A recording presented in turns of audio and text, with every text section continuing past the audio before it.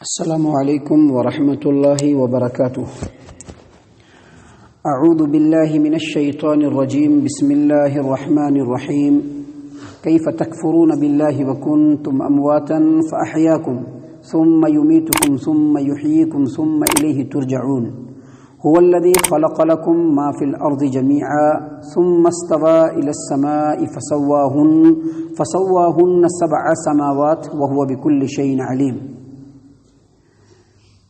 لوگو کیف تکفرون باللہ، کیسے تم لوگ اللہ تبارک و تعالیٰ کا انکار کرو گے، حالانکہ پہلے تم مردہ تھے، مرے ہوئے تھے، تو اس نے تم کو زندہ کیا، پھر تم کو موت دے گا اور پھر تم کو زندگی دے گا اور پھر اسی کی طرف پلٹ کر جانا ہے۔ وہی وہ اللہ تبارک و تعالیٰ ہے جس نے تمہارے لیے زمین کی تمام چیزوں کو پیدا کیا، پھر آسمان کی طرف متوجہ ہوا اور 7 آسمان تیار کر دیے، بنا دیے، استوار کر دیے، اور وہ اللہ تبارک و تعالی ہر چیز کے بارے میں جانتا ہے۔ محترم سامعین کرام، یہ سورۃ البقرہ ہے، سورۃ البقرہ سورہ نمبر 2، اور اسی سورت سے ابھی آپ کے سامنے آیت نمبر 28 اور آیت نمبر 29 یہ 2 آیات تلاوت کی گئی، اور ان دونوں آیات کا ترجمہ بھی آپ کے سامنے پیش کیا گیا۔ آیت نمبر 28 کا ترجمہ آپ نے خوب اچھے انداز میں سن لیا ہوگا۔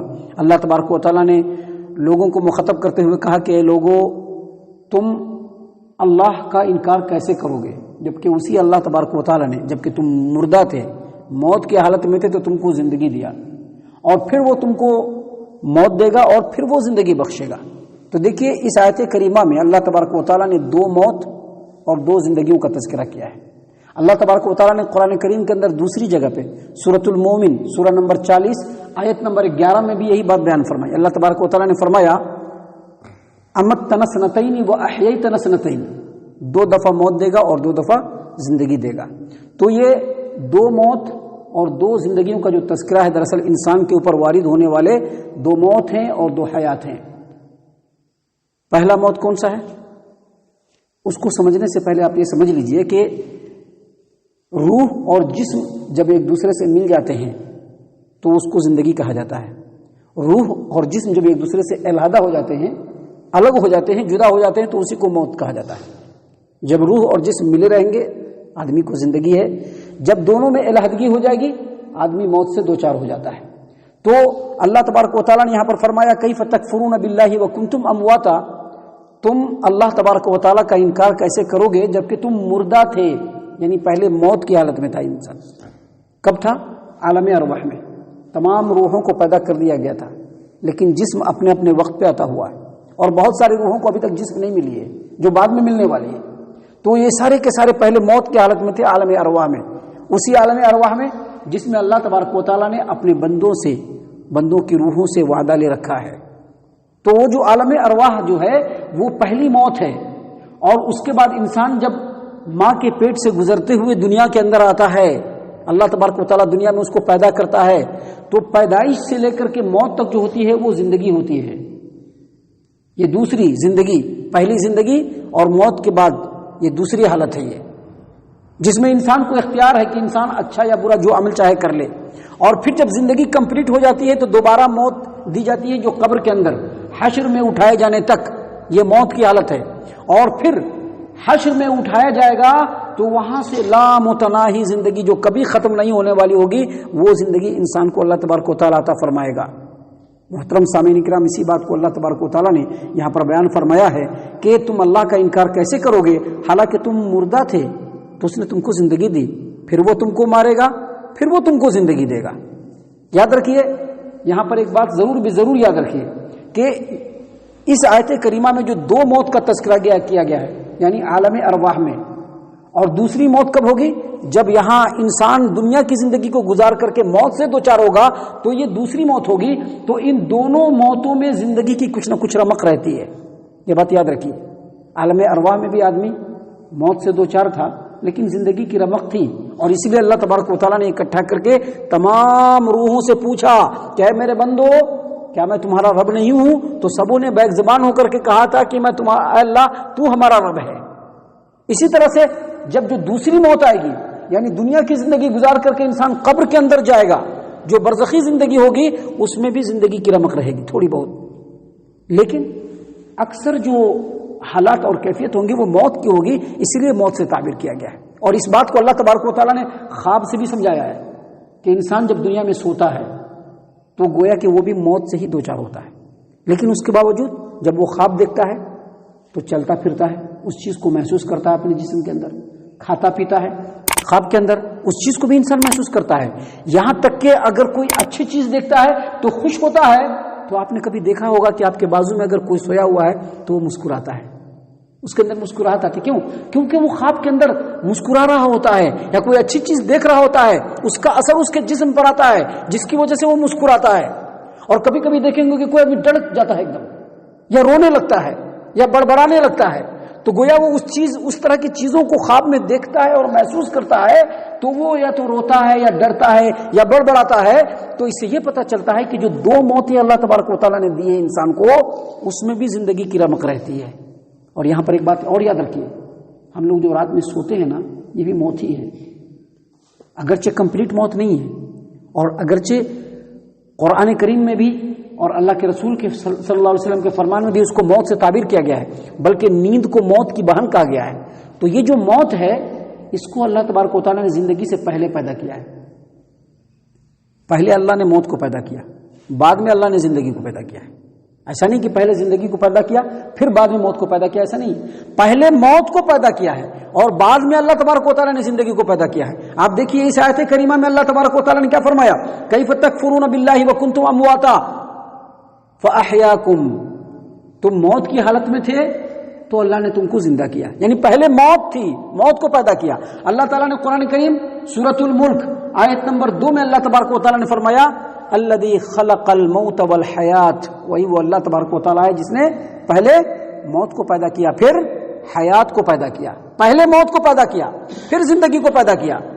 تو اللہ تبارک و تعالیٰ نے یہاں پر اس آیت کریمہ کے ذریعے سے انسانوں کو یہ پیغام دیا ہے، انسانوں کی توجہ اس طرف مبذول کرائی ہے کہ دیکھو جو اللہ تبارک و تعالیٰ تمہارے زندگی کے اوپر اتنا اختیار رکھتا ہے کہ جب چاہے تم کو موت دے دے، جب چاہے تم کو زندگی دے دے، اس نے تم کو اتنے سارے مرحلے سے گزار کر کے آخرت تک پہنچانے کا ذمہ لیا ہے، جو اللہ تبارک و تعالیٰ اتنا تصرف رکھتا ہے تمہارے زندگی پر، اس اللہ کا انکار کیسے کرتے ہو؟ اب ظاہر سی بات ہے ہم مسلمانوں میں سے بہت سارے لوگ کہیں گے کہ ہم لوگ تو اللہ کا انکار نہیں کرتے ہیں۔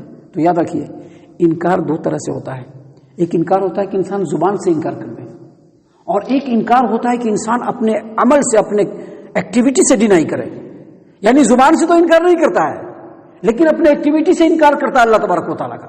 وہ زبان سے تو یہ کہتا ہے کہ اللہ تبارک و تعالیٰ ہمارا رب ہے، لیکن جب عمل کرنے کی بات آتی ہے تو اللہ تبارک و تعالیٰ کے بتائے ہوئے طریقے کو چھوڑ کر کے لوگوں کے بتائے ہوئے طریقے کو اختیار کرتا ہے۔ اللہ تبارک و تعالیٰ نے اسی لیے یہاں پر لوگوں کو مخاطب کرتے ہوئے کہا کہ کیف تکفرون باللہ، لوگو تم اللہ کا انکار کیسے کرو گے، اللہ کا انکار کیسے کرتے ہو، حالانکہ تم مردہ تھے تو اس نے تم کو زندہ کیا، پھر تم کو موت دے گا، پھر تم کو زندگی بخشے گا، اور پھر اسی کی طرف پلٹ کر کے جانا ہے۔ سامعین کرام، اس کے بعد آیت نمبر 29 میں اللہ تبارک و تعالیٰ نے فرمایا هو الذی، وہی اللہ تبارک و تعالیٰ۔ دراصل ان آیات کے اندر اللہ اپنی قدرت کو بیان کر رہا ہے کہ اللہ تبارک و تعالیٰ تم کو اپنی قدرت کاملہ سے کن کن حالات سے گزارتا ہے، کیسی کیسی نعمتیں اللہ نے تم کو دی ہے۔ اللہ تبارک و تعالیٰ فرماتے ہیں هو الذی خلق لکم ما فی الارض جمیعا، وہی اللہ تبارک و تعالیٰ ہے جس نے زمین کی تمام چیزوں کو اے انسانوں تمہارے لیے پیدا کیا ہے۔ هو الذی خلق لکم ما فی الارض جمیعا، وہی اللہ تبارک و تعالیٰ ہے جس نے زمین کی تمام چیزوں کو اے لوگوں تمہارے لیے پیدا کیا۔ ثم استوى الی السماء فسواہن سبع سماوات، اور پھر وہ اللہ تبارک و تعالیٰ زمین کی تمام چیزوں کو پیدا کرنے کے بعد آسمان کی طرف متوجہ ہوا اور 7 آسمان بنا دیے، اور وہ اللہ تبارک و تعالیٰ ہر چیز کے بارے میں جانتا ہے۔ دیکھیں اس آیت کریمہ کے معنی پر آپ غور کریں گے تو کچھ باتیں سمجھ میں آتی ہیں۔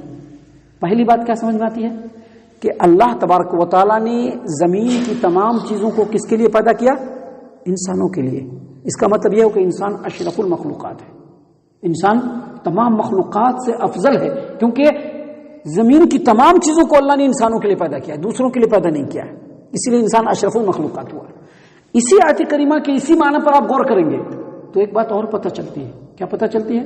کہ جب اللہ تبارک و تعالیٰ نے تمام دنیا کی چیزوں کو، زمین کی چیزوں کو انسان کے لیے پیدا کیا ہے تو انسان ہر چیز سے فائدہ اٹھانے کا اختیار رکھتا ہے۔ تو اس سے یہ پتہ چلتا ہے کہ دنیا میں جتنی بھی چیزیں ہیں، زمین پر جتنی بھی چیزیں ہیں، وہ سب کی سب چیزیں اصل میں جائز ہیں، اصل میں ہر چیز جائز ہے، لیکن کون کون سی چیز ناجائز ہے؟ وہ چیزیں ناجائز ہیں انسان کے لیے جس کے بارے میں شریعت نے بتا دیا، اللہ نے بتا دیا کہ دیکھو بندو، دیکھو لوگو، یہ چیز تمہارے لیے جائز نہیں ہے، یہ چیز تمہارے لیے حرام ہے، یہ چیز تمہارے لیے صحیح نہیں ہے، یہ کام تمہارے لیے جائز نہیں ہے۔ تو دنیا کے اندر برتنے کی جتنی بھی چیزیں ہیں اصل میں وہ حلال ہیں، لیکن جن جن چیزوں کو شریعت نے حرام قرار دیا ہے وہ تمام چیزیں حرام ہوگی۔ لہذا کسی بھی چیز کو حرام اور ناجائز ہم اسی وقت کہیں گے جب دلیل سے ثابت ہو کہ یہ چیز حرام ہے، یہ چیز ناجائز ہے۔ اور تیسری بات اس آیت کریمہ کے معنی پر اب غور کریں گے تو پتہ چلتا ہے، اللہ نے فرمایا هو الذی خلق لکم ما فی الارض جمیعا ثم استوى الی السماء، وہی اللہ تبارک و تعالیٰ ہے جس نے زمین کی تمام چیزوں کو اے انسانوں تمہارے لیے پیدا کیا، پھر آسمان کی طرف متوجہ ہوا اور 7 آسمان بنا دیے۔ اس سے یہ پتہ چلتا ہے کہ اللہ نے پہلے زمین کو پیدا کیا اور پھر آسمان کو پیدا کیا۔ یہ آسمان پہلے نہیں بنایا، پہلے اللہ نے زمین بنایا، زمین کی تمام چیزوں کو بنایا، اس کے بعد 7 آسمان بنائے۔ یہ تیسری بات پتہ چلتی ہے۔ اور چوتھی بات پتہ یہ چلتی ہے کہ یہ جو آسمان جو ہم دیکھ رہے ہیں یہ کوئی تصوراتی چیز نہیں ہے بلکہ ٹھوس حقیقت ہے۔ اللہ نے 7 آسمان بنائے ہیں اور یہ تمام کی تمام چیزیں اللہ تبارک و تعالیٰ کی قدرت کاملہ کے اوپر دلالت کرتی ہے۔ اللہ تعالیٰ، ہم اللہ سے دعا کرتے ہیں کہ اللہ تبارک و تعالیٰ ان باتوں کے اوپر ہم تمام کو غور و فکر کرنے کی توفیق عنایت فرما۔ اللہ تبارک و تعالیٰ قرآن کریم کے ذریعے سے ہم انسانوں کو جو تو پیغام دے رہا ہے اللہ ان پیغاموں کو سمجھنے کی توفیق عنایت فرما اور اس کے مطابق عمل کرنے کی توفیق عنایت فرما۔ اے اللہ ہم تمام کو اللہ اور اس کے رسول صلی اللہ علیہ وسلم کی اتباع اور پیروی کرنے والا بنا۔ اے اللہ ہم تمام کو صحابہ کرام رضوان اللہ علیہم اجمعین کے طریقے پر چلنے کی توفیق عنایت فرما۔ اے اللہ ہم تمام کو جنت الفردوس میں جگہ عطا فرما۔ اے اللہ ہم تمام کو جہنم سے پناہ دے۔ اے رب العالمین ہم تمام کو جہنم سے پناہ دے۔ اے مالک الملک ہم تمام کو جہنم سے پناہ دے۔ آمین یا رب العالمین وما علینا الا البلاغ المبین۔